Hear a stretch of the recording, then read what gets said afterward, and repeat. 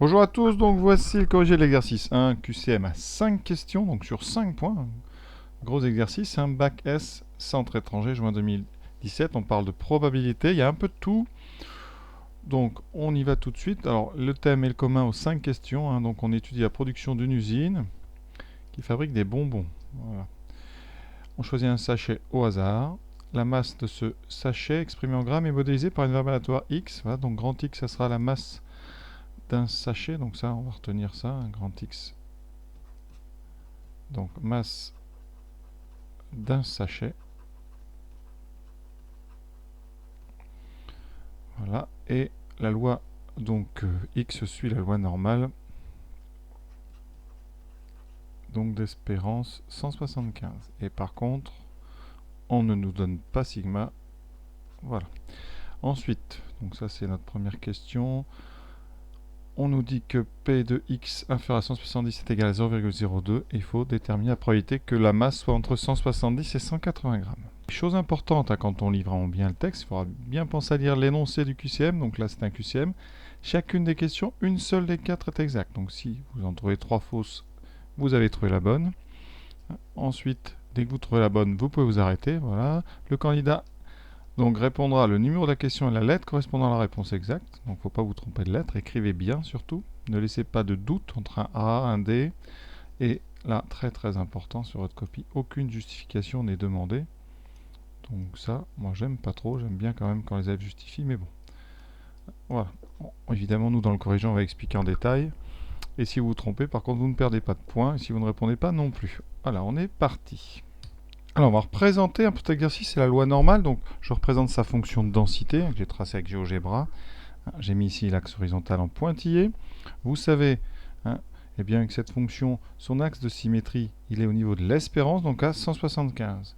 Donc, si vous tracez ici une verticale, voilà, ici vous aurez mu égale 175. Ensuite, on nous dit que la probabilité que x soit inférieur à 170 est égale à 0,02. Donc si on place ici 170, eh bien, en traçant ici donc ceci, la probabilité qu'on soit à gauche, donc cette R ici, cette R là, elle vaut 0,02.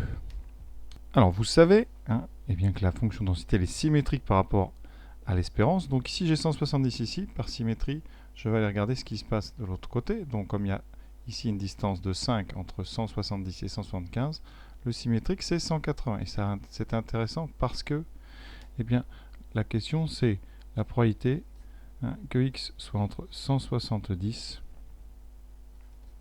et 180. Donc ça nous intéresse beaucoup. Et donc par symétrie, si je trace ici donc cette droite, par symétrie, l'aire que j'aurai à droite, ça sera elle aussi égale à 0,02. Ce qu'il faut savoir aussi, c'est que l'aire sous la fonction densité, elle est de 1. Donc ici, toutes les zones font 1. Donc vous avez pris 0,02 pour la gauche, 0,02 pour la droite. Donc il va vous rester le complément à 1 pour ce qu'il y a entre les deux. Donc ici, vous avez pris 0,04 pour les deux. Il restera pour la zone ici intermédiaire 0,96. Donc la réponse, c'est la réponse B, c'est 0,96. Pour ceux qui aiment justifier par des calculs, ici, donc ceci, c'est donc l'aire entre 170 et 180. Qu'est-ce que c'est? C'est l'aire globale, donc 1, moins l'aire qu'il y a avant, c'est-à-dire l'aire quand x est plus petit que 170, moins l'air quand x est plus grand que 180. Et donc, on indique par symétrie, ici, ces deux valeurs étaient la même chose. Donc ici, vous avez 1 moins 2 fois ça. Donc vous aurez 1 moins 2 fois 0,02. Donc 0,96. Voilà, on a été complet. On peut passer à la question 2. En cette deuxième question, donc les différents bonbons sont enrobés d'une couche de cire comestible. Ce procédé déforme certains bonbons. Il y a deux machines A et B.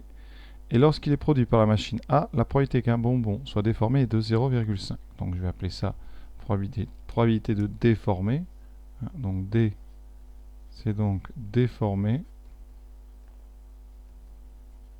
Et la probabilité d'avoir déformé pour la machine A, c'est de 0,05. Alors sur un échantillon de 50 bonbons issus de la machine A, quelle est la probabilité arrondie au centième qu'au moins 2 bonbons soient déformés? Donc qu'est-ce qu'on va appeler? On va appeler grand X. Alors ici grand X, non, il faut le changer, c'est déjà pris dans le texte. Donc on va créer une nouvelle variable, ici Y, hein, c'est le nombre de bonbons déformés. Sur les 50, ça veut dire que Y, ça va être une variable aléatoire qui prend des valeurs entières, entre 0 et 50. Donc ça s'appelle une variable aléatoire discrète. Et ça, on arrive dans le domaine de la loi binomiale si jamais les conditions sont remplies. Alors les conditions d'une loi binomiale, il faut une répétition de quelque chose, d'une épreuve de Bernoulli, de façon identique et indépendante. Alors est-ce qu'on a tout ça? Alors, ce qu'on peut écrire, c'est qu'on répète 50 fois de façon identique et indépendante. Donc ça, on met toujours ça, même si c'est pas évident de faire la différence entre les deux. Le prélèvement d'un bonbon. Chaque prélèvement, c'est une épreuve de Bernoulli, parce que vous avez deux issues, échec ou succès. Donc le succès, c'est X, c'est D, puisqu'on dit qu'on compte le nombre de bonbons déformés. Et donc vous avez X qui va suivre la loi binomiale de paramètres n égale 50 et p égale 0,05. Alors maintenant, on n'a plus qu'à calculer ici la probabilité qu'au moins 2 bonbons soient déformés. Donc on veut quoi? On veut P de Y, au moins 2, c'est supérieur ou égal à 2. Alors comme habituellement, dès que vous avez au moins, avec ici un tout petit nombre, on prend le contraire. Le contraire de supérieur ou égal à 2 bonbons déformés, c'est 0 ou 1 bonbon déformé. Donc c'est 1 moins P de Y inférieur ou égal à 1. Attention. Et ça, si vous voulez faire sans la machine, enfin avec les formules, vous allez être obligé de décomposer en deux. C'est donc P de Y égale 0 moins P de Y égale 1. Donc là, vraiment, vous avez deux versions. Ceux qui vont prendre la machine, alors on va faire d'abord la version machine. Pour la version machine, vous arrêtez à la première ligne, vous calculez P de Y inférieur ou égal à 1. Donc ça, c'est simple, menu binomial. Alors d'abord, on va prendre la Texas, c'est très rapide, vous allez voir. On fait donc distribution. On va chercher binôme FREP parce qu'on fait inférieur ou égal à 1. Voilà. Nombre d'essais 50, P égale 0,05, vous voyez, j'avais déjà rentré. Vous validez. Voilà. Ensuite, il faut faire 1 moins cette réponse, puisqu'on prend le contraire. Voilà. Et vous trouvez 0,72. Vous voyez, c'est la réponse qui est ici. La A. Pour une Texas, une Casio, vous allez dans Statistiques, Distribution binomiale, BCD, variable. Donc ici, X, on veut inférieur ou égal à 1. Nombre d'essais, 50. Probabilité, succès, 0,5. Vous validez. Vous trouvez ici 0,27. Ensuite, vous écrivez tout ça. Vous faites 1 moins ça. Et vous aurez votre 0,72. Donc réponse, vous entourez bien. Sur votre copie, vous écrivez question 2. Vraiment distinctement. Je vais le faire une fois. Question 2. Réponse. Petit a. Si vraiment vous avez un doute, à côté, vous mettez 0,72. Voilà. Question 3. Donc on vous rajoute comme information que la machine A produit un tiers des bonbons de l'usine. Le reste de la production est assuré par la machine B. Et ensuite, lorsqu'il est produit par B, la probabilité de bonbons déformés, c'est 0,02.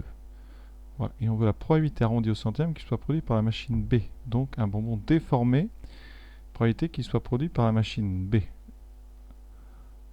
Donc on veut probabilité de B, sachant qu'il est déformé. Ça, c'est pas évident, parce qu'avec les données qu'on a, on peut faire un arbre qui commence... Là, vous voyez, B de B sachant D, c'est une branche qui part de D, qui arrive en B. Et nous, avec les données, ce qu'on peut faire comme arbre, c'est un arbre qui commencerait par A, puis B, et ensuite D, D bar. Voilà.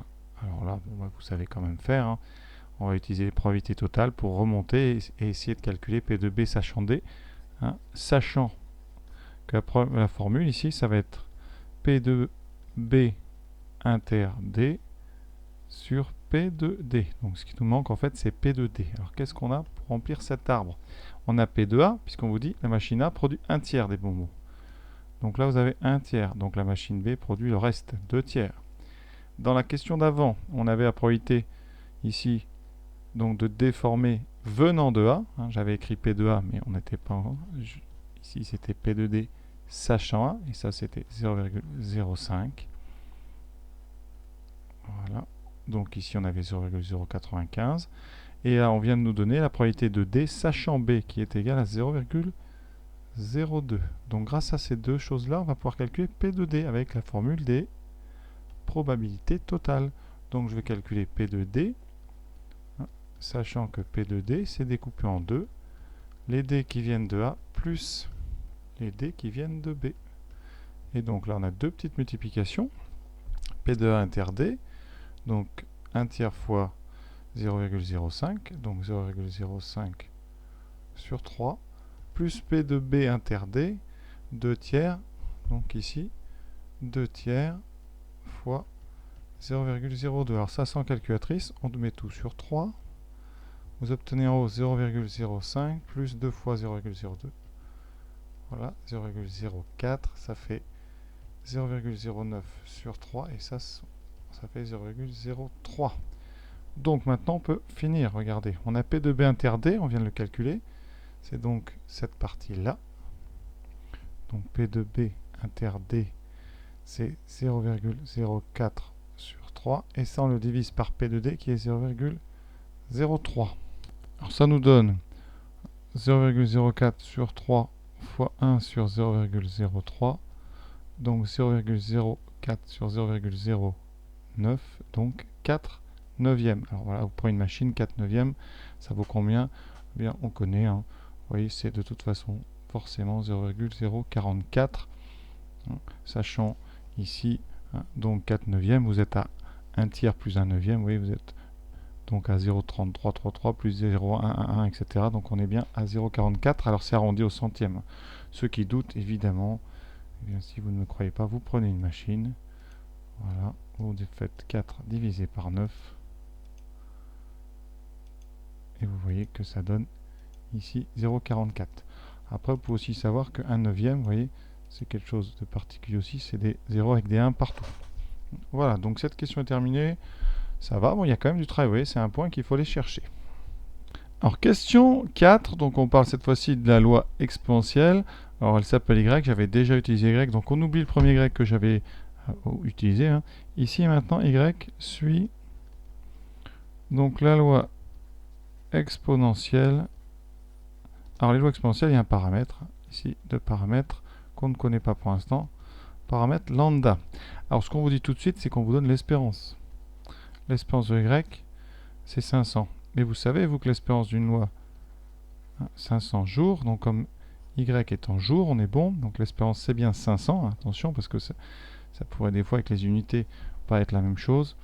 Par exemple, si on a des heures et des minutes, il faut bien convertir votre espérance dans l'unité de Y. Bon, ici, il n'y a pas de problème. Par contre, vous savez, ça c'est du cours, que c'est l'inverse du paramètre. Donc, eh bien, on connaît lambda, c'est 1 sur 500, qui fait 0,002. Alors, qu'est-ce qu'il faut savoir après? On vous demande quoi? La probabilité que Y soit inférieur ou égal à 300. Alors, rappel de cours qu'il faut absolument connaître, c'est que la probabilité pour une loi, ici, que ça soit inférieur ou égal à A, petit rappel de cours, c'est l'intégrale de 0 à A de la fonction de densité qui est lambda exponentielle moins lambda t. Voilà. Et donc il faut la primitive, que je vous rappelle, c'est moins exponentielle moins lambda t. À savoir, parce que ça peut tomber. Et donc ici, vous aurez moins exponentielle moins lambda A, moins fois moins, donc plus, exponentielle de 0. Il reste donc 1 moins exponentielle moins lambda A. Ici, lambda vaut 1 sur 500 et A vaudra 300. Donc on a 1 moins exponentielle de moins 300 sur 500, c'est-à-dire 1 moins exponentielle de moins 3 cinquièmes, donc 1 moins exponentielle de moins 0,6. On prend la machine, voilà, et on trouve 0,4511, donc c'est la réponse, vous voyez, réponse A, donc à peu près 0,45. Voilà, question là vraiment c'est donné, enfin donné, c'est du cours, donc ça fait du bien un petit peu des questions, on est content de répondre et d'avoir les points. Dernière question de ce QCM, dernière question, question 5, alors là c'est un petit peu comme la question 4, c'est du cours, donc ça va pas poser gros problème. on vous parle d'un intervalle ici de confiance, un intervalle au niveau de confiance, voilà. Donc c'est de la confiance. Confiance, il n'y a qu'une seule formule, donc vous n'avez pas de doute. Intervalle de confiance, je vous le rappelle, à 95%, c'est donc fréquence moins 1 sur racine carrée de n, fréquence plus 1 sur racine carrée de n. Voilà. Ici, qu'est-ce qu'on connaît? Bon, le 95%, de toute façon, il est lié à la formule. C'est-à-dire qu'avec cette formule, vous obtenez un intervalle à 95%. Donc, vous n'utilisez pas le 95. Vous voulez un intervalle d'amplitude. Alors ici, hein, l'amplitude, c'est la différence entre les deux bornes, en commençant par la plus grande. Donc ici, amplitude. Combien elle vaut cette amplitude?